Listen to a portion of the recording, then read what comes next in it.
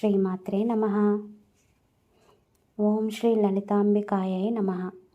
శ్రీ లలితా సహస్రనామ స్తోత్రంలో 4వ శ్లోకం నుండి 21వ శ్లోకం వరకు అమ్మవారి నఖాశిఖ పర్యంత వర్ణన ఒక అద్భుతమైన ధ్యాన చిత్రం. భక్తుల హృదయాల్లో కొలువై ఉన్న ఆ జగన్మాత దివ్య రూపాన్ని ఇప్పుడు మనోనేత్రంతో దర్శించుకుందాం. మొదటగా ముఖవర్ణన, శిరస్సు నుండి కంఠం వరకు. ముందుగా అమ్మవారి కిరీటాన్ని స్మరించండి. పద్మరాగమణులతో పొదిగిన ఆ కిరీటం పౌర్ణమి చంద్రుడిలా ప్రకాశిస్తోంది. ఆ తల్లి కేశపాసం సహజమైన సుగంధ పరిమళాలను వెదజల్లుతోంది. అమ్మవారి నుదురు అష్టమి నాటి చంద్రుని వలె అర్ధచంద్రాకారంలో ప్రకాశిస్తుంటే ఆమె కనుబొమ్మలు మన్మధుడి వెంటిని తలపిస్తున్నాయి.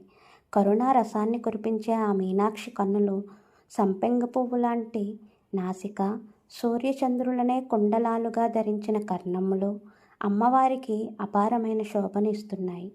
ఆ తల్లి చిరునవ్వు ముత్యాల దండలా ఉంటే ఆమె వాక్కు సరస్వతీదేవి వీణానాదం కంటే మధురంగా వినిపిస్తోంది. ఇక దేహవర్ణన, కంఠం నుండి నడుము వరకు. ఇప్పుడు అమ్మవారి కంఠాన్ని దర్శించండి. శంఖం వంటి గొంతుతో, రత్నాల ఆభరణాలతో మెరిసే 4 చేతులతో ఆ తల్లి సాక్షాత్కరిస్తోంది. ఆమె చేతుల్లో పాశం, అంకుశం, చెరుకు విల్లు మరియు పుష్పబాణాలు ధరించి అభయమిస్తోంది. బంగారు కుంభాల వంటి వక్షస్థలం, మెడలో మెరిసే ముత్యాల హారాలు ఆమె గాంభీర్యాన్ని చాటుతున్నాయి.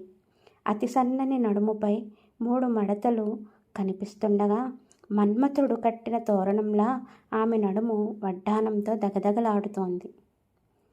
ఇక అతోభాగ వర్ణన, నడుము నుండి పాదాల వరకు. మెల్లగా మన దృష్టిని అమ్మవారి పాదాల వైపు మళ్ళిద్దాం.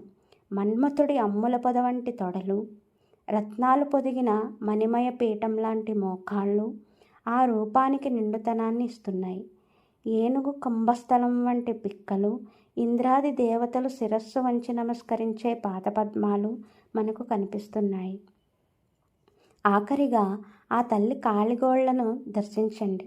ఆ నఖకాంతి భక్తుల హృదయాల్లోని అజ్ఞానమనే చీకట్లను తొలగించే వెలుగు కిరణం.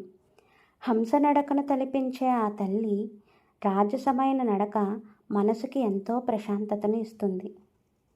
ఇక చివరిగా ఈ సాకార వర్ణన మనసులోని నిరాకార పరబ్రహ్మ తత్వాన్ని చేరుకోవడానికి ఒక మార్గం. మన మనసులో ఆ తల్లి దివ్యమంగళ స్వరూపాన్ని నింపుకుంటూ ఆ జగన్మాత కృపకు పాత్రులమవుతాం. ఓం శాంతి శాంతి శాంతి.